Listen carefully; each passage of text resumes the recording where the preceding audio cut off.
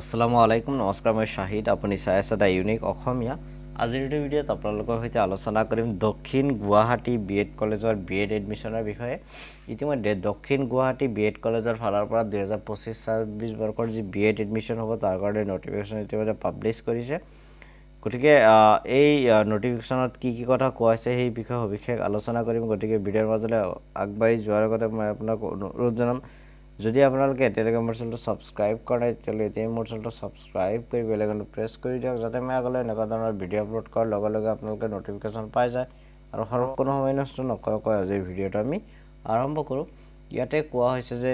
দক্ষিণ গুৱাহাটী বিএড কলেজৰ কাৰণে আপোনালোকে অনলাইনতো এপ্লাই কৰিব পাৰিব লগতে অফলাইনতো এপ্লাই কৰিব পাৰিব যিসকলৰ অনলাইনত কৰাৰ ইচ্ছা তেওঁলোকে অনলাইনত ফৰ্ম ফিলআপ কৰিব যিসকলৰ অফলাইনত ইচ্ছা তেওঁলোকে অফলাইনত ফৰ্ম ফিলআপ কৰিব পাৰিব আৰু এই যে অনলাইন হোক বা অফলাইন হোক ইয়াৰ ফৰ্ম ফিলআপ কৰাৰ লাষ্ট ডেট হল 7 আগষ্ট 7 আগষ্ট তাৰিখলৈকে আপোনালোকে ইয়াৰ যি ফৰ্ম সেই ফৰ্মসমূহ ফিলআপ কৰিব পাৰিব তাৰ পিছত ইয়াতে কোৱা হৈছে যে for offline forms visit the college website during working hour কলেজৰ যি অফিস সেই অফিসত ভিজিট কৰিলে আপোনালোকে অফলাইন ফৰ্ম কালেক্ট কৰিব পাৰে আৰু অনলাইন ফৰ্মৰ কাৰণে আপোনালোকে www.dgbed.in এটো ওয়েবসাইট হয়তো মই চোৱা নাই যে নহক এটো ওয়েবসাইটত গৈ আপোনালোকৰ বিএডৰ কাৰণে যি ফৰ্ম ফিলআপ সেই ফৰ্ম ফিলআপ কৰিব পাৰিব